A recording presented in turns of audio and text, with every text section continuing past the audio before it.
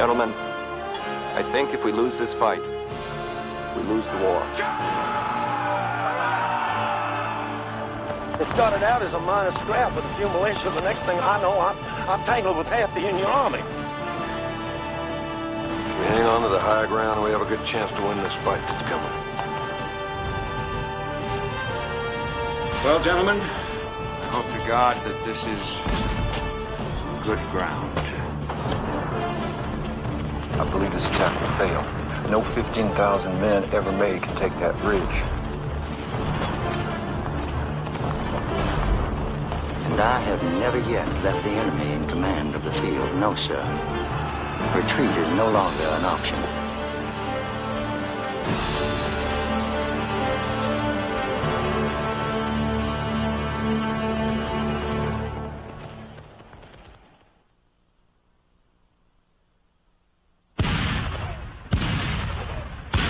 Three days. 3 days can be insignificant. They can flash through a life barely noticed as different from 3 days of any week, any month, any year. But in the summer of 1863, at Gettysburg, Pennsylvania, 3 days contained a lifetime for over 170,000 Federal and Confederate soldiers. The Battle of Gettysburg raged for 3 days, July 1st, 2nd, and 3rd, 1863. There have been no bloodier 3 days before or since in American history. The combined losses for both sides at Gettysburg numbered over 50,000. That's close to the total number of American deaths for the entire 9 years of the Vietnam War.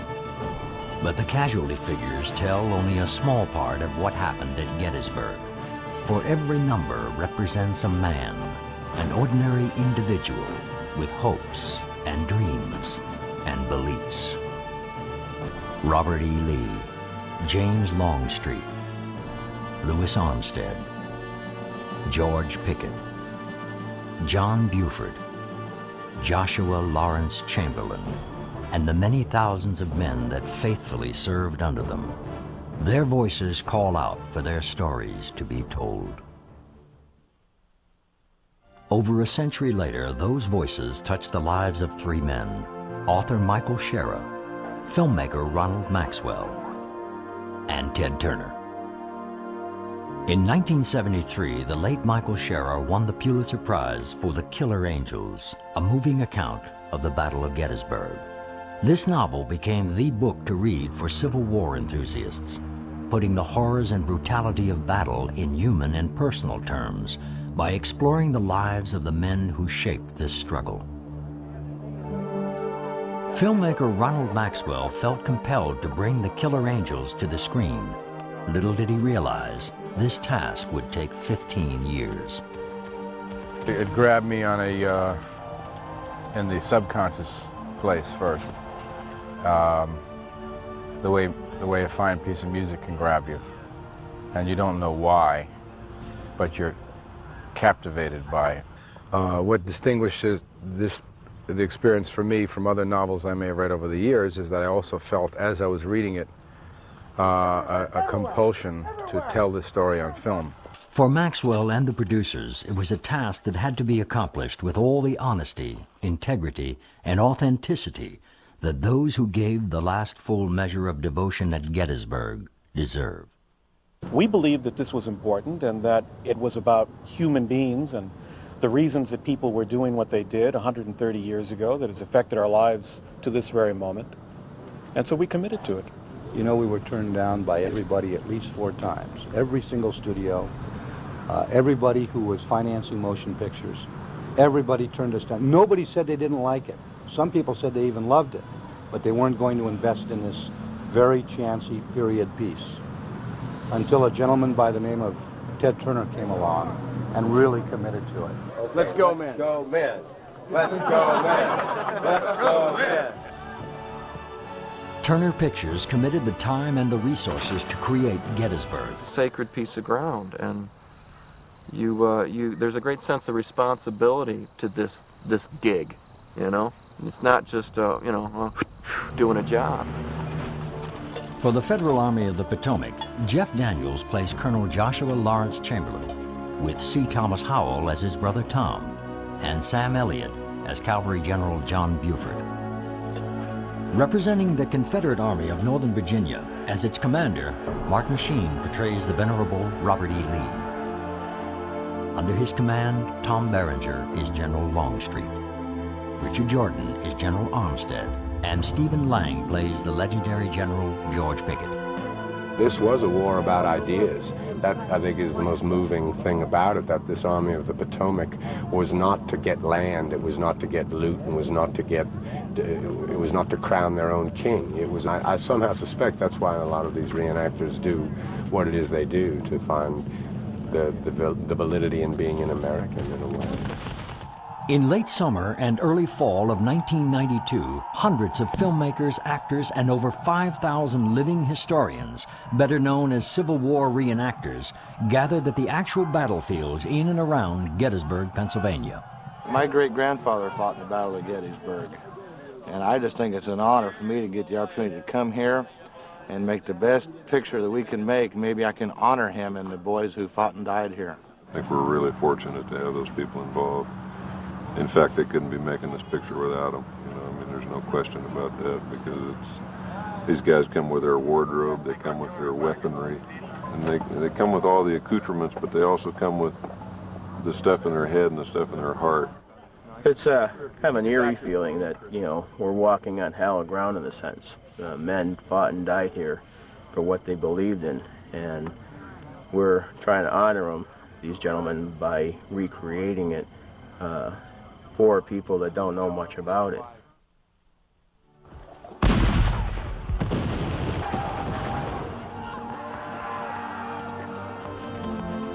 What were these men fighting for? The issue of slavery certainly fueled the conflict years before the first shots were fired at Fort Sumter. The thing is, you cannot judge a race. Any man who judges by the group is a peewit. You take men one at a time. See, to me, there never was any difference. None at all. No, not at all. Of course, I haven't known that many freed men, but those I knew in Banga, Portland. You look in the eye, there was a man. There was a divine spark. We still struggle with race as a central question of our national drama, but at least in law, the Civil War changed that. And it also changed this notion that you could secede if you just disagreed. And those two central things made us who we are today. Look at the world falling apart, Yugoslavia coming apart. Our great American example is the example of union, no more severely tested than in 3 days in July of 1863. The South was defending the states' rights to self-govern. The North sought to preserve the union of states and a strong federal government. This country was really in its adolescence at the time of the Civil War. It was 80-odd years old, but that's very young for a country. The war was caused by growing pains. The North was coming to dominate the country through its industrial development, and the South resented that. So they thought they had an absolute right to secede. And part of the South's strategy was to court an old enemy, England, for support. This grand experiment, the United States of America, was on the brink of complete and desperate failure in that summer of 1863. The 170,000 men who met at Gettysburg in 9 died in the bloodiest 3 days ever in American history. 3 days that would define a nation.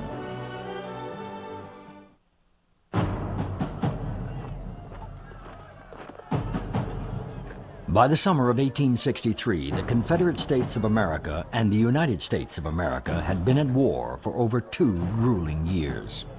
The Army of Potomac had been through some dreadful experiences. You remember they'd had 6 commanders by then, and been whipped pretty badly often, had never really won. Both armies were battle-weary, but the Confederate Army of Northern Virginia seemed to be gaining the upper hand over the Federal Army of the Potomac, thanks in large measure to its brilliant and charismatic leader, Robert E. Lee. Hooker's been replaced. George Meade's the new commander. Harrison read it in the Yankee papers. George Meade, Pennsylvania man. Meade would be cautious, I think. Take him some time to get organized. Perhaps we should move more swiftly. There may be an opportunity here. Yes, sir. He was able to snatch victory from the jaws of defeat time and time again in the face of overwhelming numbers on the Union side. Well, I understand that he was a very gentle man and a deeply spiritual man, but he had about 70,000 men at his command in the Army of Northern Virginia, and he committed a great many of them into battle, and most of them lost their lives. General James Longstreet was Lee's second in command, the officer he trusted and respected most. First and foremost, he is a soldier. I mean, you know, professional life for soldier. He was 40 years old, a major in the U.S. Army when this all started. He also was had been involved as a quartermaster, ordnance, infantry, cavalry, staff officer. He'd done about everything, and he knew enough about artillery. And he was extremely scientific about it. I maintain Longstreet is about as Southern as you can get, but he doesn't conform to the romantic view of a Southerner. He was slightly deaf, which made him appear somewhat stolid at times. His wife and children died of fever early in the war. He remarried, but he had that terrible loss. The town of Gettysburg had no strategic significance. It was a convenient source of supplies for Lee's advancing army. Lee, unaware that the Federal Army was on a parallel course with his Confederates north towards Gettysburg, approved an expedition into the town. This led to an unexpected encounter with Federal General John Buford's lone cavalry advance. In war, there are many things are accidents. Napoleon said when two groups of men get lined up opposing each other, a dogfight can start a battle. You know what's going to happen here in the morning? Sir. The damn rebel army's going to be here. They'll move through this town, occupy these hills on the other side, and our people get here, Lee will have the high ground. There'll be the devil to pay. The high ground. I think one of the things that really intrigued me about playing this character was that Buford, as I'm told and as I've read, was and still is considered kind of one of the unsung heroes of the Civil War. The fierce fighting of the first day, July 1st, both armies knew, like it or not, that a significant confrontation would take place at Gettysburg. The reason for the large casualties in Civil War battles is that the weapons were ahead of the tactics. The rifle musket had an effective range of a couple of 100 yards, very effective range. But when they got these new weapons, they kept the old tactics. And the worst thing they did was they believed that to mash your fire against an opponent, you had to mash your men. People had heart, and you just don't realize it until you get out on the field and actually participate, wheel one of these guns around, and then figure they had to load and unload these things by hand, put them over stone walls, over fences, and then after you shoot one, and have actually shot one live, get a solid bronze gun. It shoots with 2.5 pounds of powder at a 10-degree elevation. It'll shoot 1.5 miles. This was a favorite gun of the Confederacy. General Lee liked these guns better than anything. This is a smooth bore. If you notice, the bore is smooth. It's not rifled. It shoots a round ball. That way you have several different types of balls you can shoot. You can shoot a solid shot, you can shoot an exploding ball that'll explode over troops, or you can shoot a canister, which basically looks like a tomato can full of balls. It works like a giant shotgun, it was devastating on troops. While the artillery reenactors lent their historical expertise to the making of Gettysburg, special effects coordinator Matt Vogel and his team contributed their own style of fireworks. When I sit back and design where the bombs are going within the frame, I'm looking at the colors of the bombs, where they're crossing. It's just to create more of a chaotic movement behind the men who are doing their own chaotic movement, because the Battle of Gettysburg really calls for it to fill the frame up with a lot of action. So the effects and the stunts are always the icing on the cake. Adding to the chaos on one particular day of filming, an extraordinary 40 artillery crews gave of their time and skills. A full battalion firing is something maybe a couple times in a lifetime you may actually get to go and see something like that. And we experienced it 4 times this afternoon. To have this many guns all go off at once, so that was outstanding. And you know, the emotion and the troops coming through and getting involved, and it was exciting. Well, you know, it's not every day you get to see thousands of Confederates charging you and 40 cannons going off and drums rolling, and it's exciting stuff, indeed.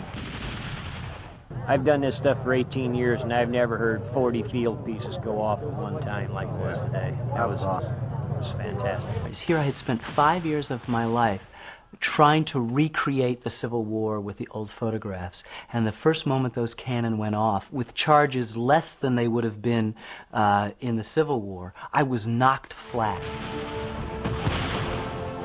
Imagine at the Battle of Gettysburg, there were 630 cannon, and on July 2nd, the second day of this conflagration, those guns would burn red hot from use. On this day, more men were killed and injured than on the first or the final day at Gettysburg. Longstreet's whole corps went in on the second day, minus Pickett, of course, who hadn't come up yet. But they all went in, and the attack around on Culp's Hill down on the other side was a very heavy attack. Longstreet and two of his divisions, commanded by Generals Hood and McLaws, represented here in gray, pushed the Federals, represented in blue, across the Emmitsburg Road at great cost to both sides in brutal fighting at the Peach Orchard, the Wheat Field, and the Rocks at Devil's Den. The comparison is often made of the Union position as being a fishhook. Culp's Hill is the bob. It makes a bend around Cemetery Hill and then comes on down Cemetery Ridge as the shank, and Little Round Top is the eye of the hook. And it's the highest ground. It's where the 20th Maine, commanded by Chamberlain, did their part in saving Little Round Top. We're drawn to Joshua Lawrence Chamberlain for a number of reasons, but most of all, he's an improbable hero. He didn't come out of West Point like everybody else did. He came out of Bowdoin College. He was a professor. He taught rhetoric, and he just believed in preserving the Union, and said he wanted to enlist in the Army, and the faculty, the board wouldn't let him at Bowdoin College, so he said, I'll take a 2-year sabbatical and go to Europe. They said, that's fine, and he said, good. Went down and enlisted, you know, and learned how to do it on his feet because he believed in it so strongly. Colonel Chamberlain and the 386 members of the 20th Maine found themselves in the fateful position of defending the Federal flank. The regiment, that at one time had totaled 1,000 men, was ordered to defend the key to the Federal position at all costs against charge after charge of Confederates. Well, he managed to stop the Alabamians who were going to take Little Round Top. That's what he did. And it was a terrific touch-and-go thing. And if it had been anybody less resolute than Chamberlain, they would have lost Little Round Top. Wars are notoriously the most savage, the most brutal, the most atrocious of all wars. Of all the fistfights I've ever seen, the most savage have been between brothers. Although the American Civil War did not lack in savagery, there was a level of civility among the fighting men. For the man on the other side of the rifle could have been a friend, a classmate. Whatever the reasons, Lee ordered what has become known as Pickett's Charge, the most devastating 30 minutes of the 4-year war. The Army of the Potomac, numbering some 90,000 men, were lined up and dug in along the high ground of Cemetery Ridge. Opposite them, 70,000 Confederates were awaiting orders in an equally long line along the lower Seminary Ridge. Those orders were to attack the entire line, concentrating the greatest force at the center of the Federal position. For this incredible task, Lee chose his freshest division, led by General George Pickett. He was a very flamboyant cavalier. He was the epitome of the Virginia gentleman. In many ways, he represents the Old South, is the representative of the Old South. He graduated last in his class at West Point, was the goat of the class, 59th out of a class of 59. The class of 46 that included Stonewall Jackson and George McClellan. And when the time came for secession, it was just a matter of honor that he would go with his state. But he loved the Union, and above that he loved Abraham Lincoln. Abraham Lincoln was the Illinois lawyer who secured young George Pickett's appointment to West Point. And thereafter, George Pickett would never suffer an ill word to be said about Abe Lincoln in his presence. He was very there's a real core of sadness to Pickett also, because he was living in an age that was, times became modern in the Civil War somehow. Lee even considered it. The Army was his career. He loved the Army. But he reached a decision he was bound to reach. He said, I could not draw my sword against my native state, or as he put it, against my country, meaning Virginia. 3 of us. Reynolds, Lowe, Armistead, and I came up together. Mexican War. California. Stayed close. Wonder how old Lowe's doing, if he's still alive. I heard he had one of Pickett's brigades under Longstreet.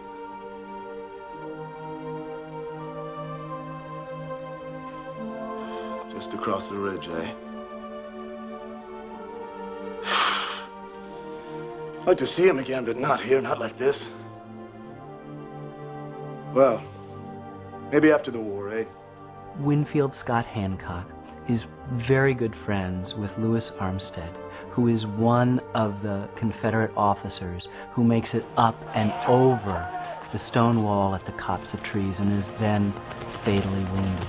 And it is their friendship, the arc between these two people, between these two men, between these two soldiers, between these two sides, that characterizes an aspect of the Civil War that allows us to draw it into our hearts.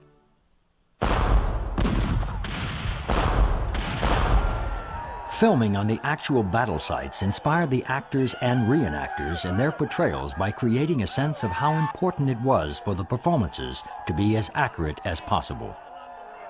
We did one scene up on Houck's Ridge near Devil's Den, and as I was placing guys in the scene, I was thinking, well, I should tell them kind of what it was like there, and I thought, I don't have to tell them, because we're standing on the same exact piece of ground. They're going to slip on the same stones, they're going to fall, they're going to have the same problems getting up the hill that those guys had. The events that took place here were so amazing, and you read about it and you study about it, and then you go around and look at these spots, and I get emotional about it at times, you know. And yesterday, with the first day of Pickett's charge up on that hill, the drum and bugle corps was playing, and all those people were there. It was just, I had a, emotional moment with it. It was great. The National Park Service being able to allow this to happen after 129 years, I know it's sacred ground, and it's just a lot of honor to be able to be here. In addition, cast and crew felt the overwhelming responsibility to create a film that is authentic down to the smallest detail. We had everything made for all our actors, for all our extras. They're not costumes, they're clothing. They're really historic, replicated clothing. We didn't have a tobacco pouch for Buford on hand. We had it at the truck. They wanted it right then, and we just went to a reenactor, okay. And that's the tobacco pouch he uses. Yeah, reenactor is the best prop man you're going to find, because everything's sitting there waiting to go. And they're more than happy to have it on screen. All you have to do is ask. The amount of really devoted research that they've put into this and detail. I mean, they wanted to make sure that we had as much information and took as much time as we could with the characters so that we got them right. By the time they get you in this wig, in this mustache, the costume, the horses, the cannons, it's impossible to not be good. And that sounds dumb, but you're so dressed up, you're so in the moment, it's real, and it throws you back. You hear all these actors and reenactors speaking with dialect, staying in character. It's truly amazing to watch the whole production and all the pieces fall into place.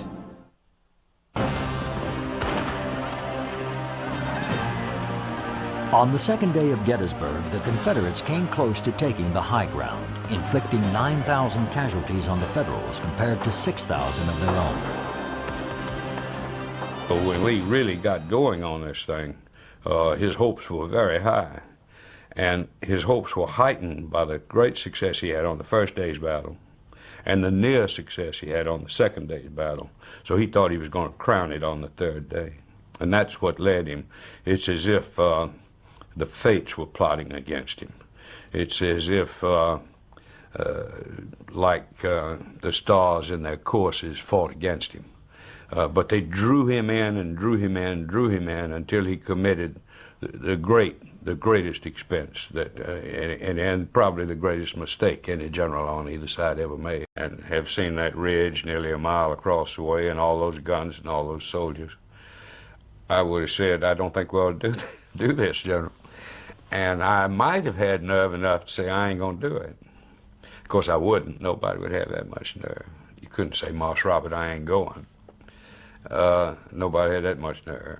But it was an undertaking that many people knew was apt to fail and was a desperate thing. The word desperate occurs over and over again among the men talking about it. Really did a lot of thinking about it. Early this morning, looking across the field, and you can imagine what that field looked like after this battle. And they said that the bodies were from the gun crews all the way down to the high water mark, and it's just hard to believe there's so much area there and so many bodies. In an unprecedented agreement, the National Park Service allowed portions of this film, Gettysburg, to be shot at several locations in the military park. This land is some of the most hallowed ground in this country, and the expanse where General Pickett led his charge on July 3, 1863, is considered the most sacred ground at Gettysburg. Just being in the battlefield as we were on the first day of Pickett's charge, the actual battlefield, I mean, the ground resonates with energy. This woods is where the Confederate position was, and they were in the woods just before the charge. When Pickett and Pettigrew brought out their troops, they came out here and formed on this field roughly the way we're forming. Historically, it was a grand sight. The Union troops said it was like a parade. The men came out, they dressed their lines, everybody was smart, it was well aligned, and that's what we're going to represent today. Close to 4,000 reenactors came from across the country to Gettysburg for the honor of making this charge at the military park. These men gave up their vacation time, most leaving their families behind to participate in this film. While on set, they lived in a tent city, experiencing 19th century military life as closely as possible. I've just always had this thing for Pickett's charge, and now to have the opportunity to be out here marching on the same field that it took place in. They've never had an army that size on that field since then, and they'll probably never have another one out there in my lifetime. And to be a part of this reproduction, it's pretty special to me. I really appreciate the opportunity to be doing this. Meade had 375 guns, 16 batteries up on Cemetery Hill, and down on Little Round Top he had, I don't know how many batteries, but a lot, and guns all along the ridge between them. So that as Pickett and Pettigrew advanced across that nearly mile-wide valley, they were met not only by fire from directly ahead, but as they got closer, the guns on Cemetery Hill and Little Round Top were firing in at an angle at them like this, and they were taking out men down the piles. Terrific destruction. So that the artillery, the Northern artillery, was at its very best at Gettysburg. They were superb. If you could see the guys when we're charging across here, about half the guys are crying. There are tears in their eyes. They're so moved by what they're doing. I mean, my two adjutants who are right behind me, both weeping, you know, and it's very, very touching. One North Carolina unit made the charge all the way up to the Federal embattlements at what is known as the Angle at the stone wall, only to be decimated by canister fire. There were two survivors, as a matter of fact. The man carrying the flag and a man next to him made it up to the wall, and the Northern soldiers held their fire. And one of them held his hand out and said to the Confederate flag bearer, "Come over on this side of the Lord." And he helped him over the wall as a prisoner, of course. The two of them, the only survivors. One of my ancestors was part of the 4th U.S. Artillery, Battery B, and he was on the stone wall. And where we as a company are being situated is almost in the exact position where his cannons were at the time of that battle. the end of one era of history, of a kind of aristocratic way of life. I was looking at the end of Napoleonic fighting and the beginning of a modern fighting, that I was looking at the death of an idea, the Confederacy. I was looking at one of the most remarkable armies be decimated. I was proudly standing with men who held the concept of union and emancipation of the slaves at such high value, those abstract terms for those men, that they would lay down their lives. And that at that moment, that's the one moment I would like to be around in the Civil War for. I can't think of anything else. Nobody criticizes Pickett's action during the charge. He was very much out there. Somebody tried to start rumors that he hung back. It's not true. Pickett was where a division commander is supposed to be during that charge. And more support, which didn't come. And I think that when he saw his troops shattered, that his heart broke, and he did turn and leave rather than ordering a retreat. And that's a failure on his part. It did not change the outcome of the day. General Pickett, sir, you must look to your division. General Lee, I have no division. Lee, of course, was a great gambler, but he was a man who could always exploit the enemy's weakness. But at this battle, the position that the Union troops, almost by circumstance, found themselves in was a very strong position. It was a position they couldn't be very easily pried out of. So the only way to defeat them was to essentially break them, to break through their line. That's what Pickett's charge was all about, and it failed. It's not that Lee was out-generaled. I think he had a combination of bad luck and just unfortunate circumstances. Retreating, in the case of Pickett's charge, was simply seeing the impossibility of something falling back. There were a lot of men, it makes me almost want to cry for them. A lot of men on that retreat didn't want to get shot in the back, so they turned around and retreated backward. So if they got killed, it would be from the front. They had an innocence that's wonderful. The 3 days known as the Battle of Gettysburg may have been over, but the business of war continued. For the Confederates, there was a retreat to be made, hampered by a wagon train of suffering wounded, 17 miles long. There were men in that column begging to be taken out and put by the side of the road to let die because of the jouncing that these wounded men would take and broken bones rubbing up against each other and that kind of thing. There was a long column of moaning and screaming and calling for stop, stop, stop, and they wouldn't stop. They kept going. The retreat itself was well conducted. They did a good job. But then when they got to the Potomac, the thing was on a boom. They had no pontoons, no way of crossing the river. They had to stay in there in position for nearly a week. And Lincoln was going half crazy for Meade not attacking Lee in position there on the Potomac with a raging river behind him. And Meade later said, "We've driven the invaders from our soil." And that infuriated Lincoln. He said, "When will the people understand? When will the people understand that it's all our soil?" Lee had an aura of invincibility about him. Even after Gettysburg, I think in fact Gettysburg is one of his finest moments because he has the courage and said after immediately, "It is all my fault." Where do you hear generals saying it is all my fault and he's offering to resign and Davis won't accept it? He says, no, we need you. And his health is failing. He could have easily sort of slipped away, but he stayed there, and in fact the following spring made life hell for U.S. Grant for many, many, many, many months, and through his sheer brilliance. The American Civil War was to continue for 21 more months at a cost of over 400,000 lives. It's about this country, isn't it? I mean, if you'll accept that the Civil War was the climax of this country, it was the crucible in which this country truly became a country, because any marriage can weather good times and bounty, but it's during hard times and disagreements that you really see the strength of the Union, and that's what I think the Civil War was. And when we did weather it, but there was an awful lot of loss and pain. Pickett's charge had over 50%, and that's incredible. If we had losses of 10% today in any battle, it would be looked on as a bloodbath.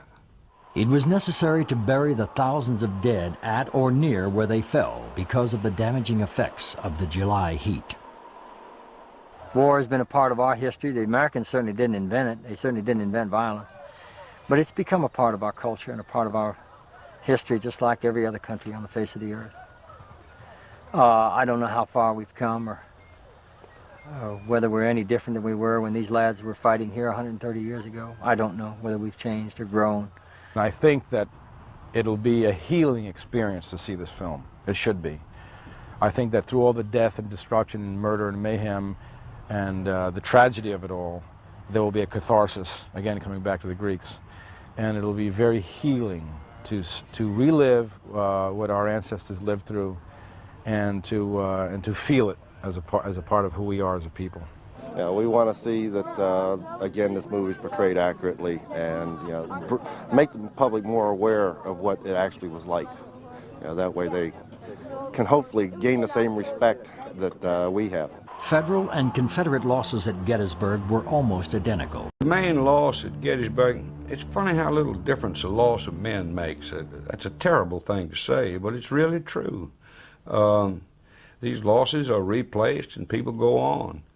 What happened at Gettysburg on both sides was they lost some very promising junior generals, brigade commanders, regimental commanders, young West Pointers on their way up like Patty Rourke and so on, the rest of them, Lattimore, the Confederate artilleryman.